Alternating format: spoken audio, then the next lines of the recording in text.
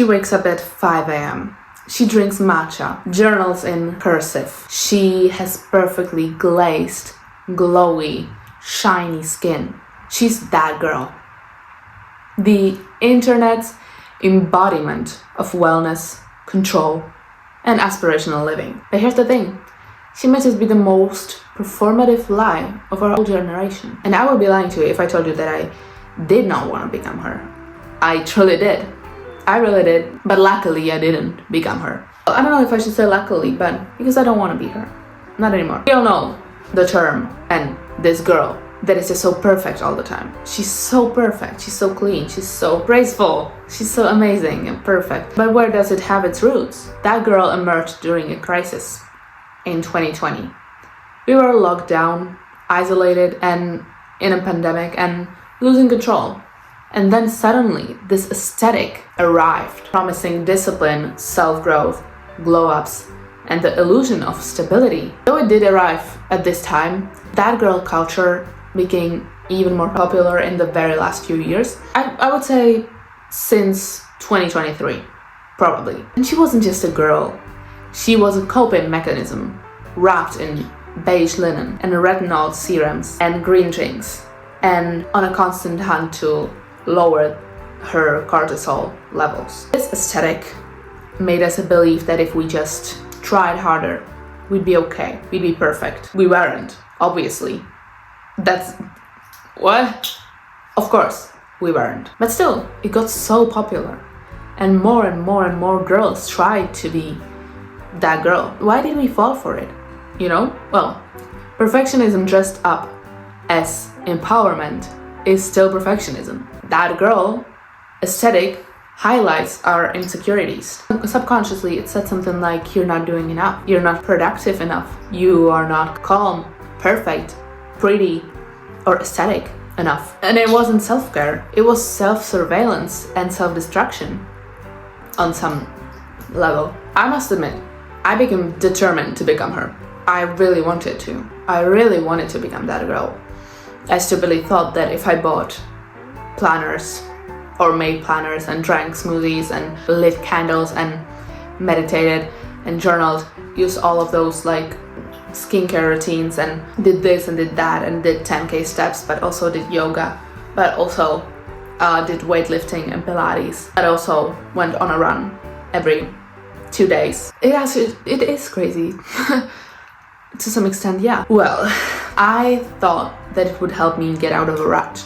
I thought that it would make me feel better. Well, it didn't. It never made me feel anything other than hopelessness. Okay? And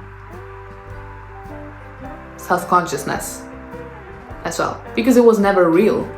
It wasn't healing anything.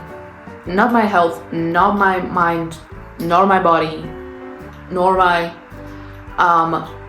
mental health or stability. Onto the paradox of authenticity. We call that girl authentic. We call her authentic, but it's just a filter.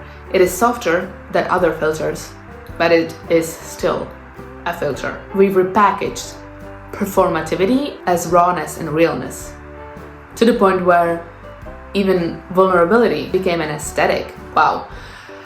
But what happens when your healing becomes content, when you're just doing everything for the algorithm, and when your personal life becomes a brand? We are told by so many people to be real, but not too real, okay? Not too real, just real enough to play it off as a part of your otherwise seamless and spotless routine. Because people wouldn't follow you if you were too real. If you were a messy real, people would not. But now it's just all confusing, you know? Some people, mostly Gen Z, are starting to revolt. They're starting to go against it because they're tired of the stereotypical clean girl. Some people, I'm not saying everyone, some.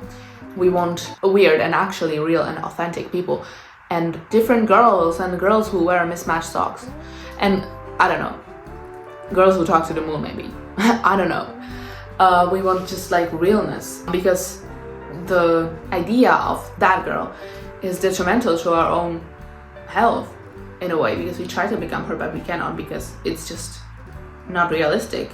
If maybe it's realistic if you are financially, when you're just secured financially, when you have financial freedom, when you're like loaded, then maybe you can afford to go to a 6 a.m. Pilates class, then go to grab a matcha, then go to get your nails, hair, makeup, everything done every single week. Maybe you can do that because you're financially stable and you have financial freedom. But normal, other people are not able to do that because they don't often have this freedom and this opportunity. It's just not attainable. I don't know if we want that, but what is actually attainable is our girls who do not have a 4 a.m. routine that consists of 15 steps of skincare products.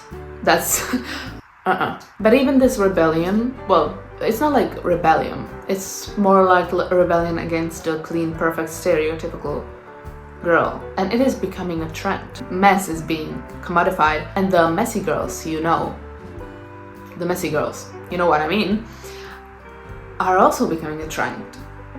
The question is if we can actually escape the algorithm, or are we just learning new ways to perform for it?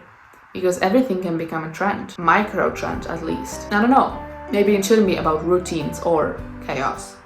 Maybe it's about being ourselves, actually, and listening to ourselves again, actually. Not putting labels on every single thing we see. And being true to ourselves and to our own true self and be authentically us is hard, but it's important for us to not be tied and be captured in the algorithm of it all. Being authentic isn't a trend and it's not an aesthetic, it's just you.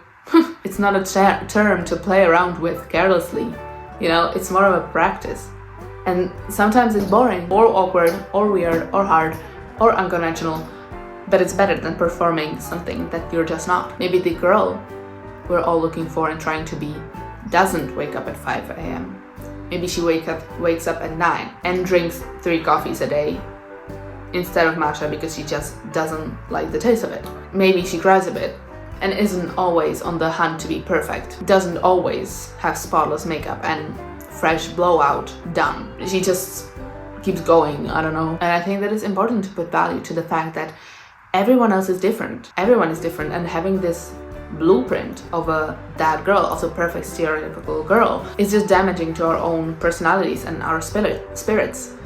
And in the long term, detrimental to our mental well-being. So, ironically, it's doing the exact opposite of what it's striving for, And mind you, doing practices to make your life better and your health and your physical and mental and psychological self are extremely important. But it has its limits. It should not be. If you're wearing yourself down by doing all these set up aesthetic practices and activities that are trendy, that you can barely keep up with, then that is inevitably bad. You should make your own routine and do not follow every single routine that you see online. I'm sorry, it's just that it's the way that I think it should be. By the way, I'm not a professional through any medical stuff like this, so take this with a grain of salt, please.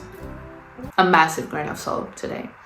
But anyways, I hope this video was at least a little bit valuable for you and maybe gave you some different perspective on this topic. I enjoyed this and I hope you enjoyed it too.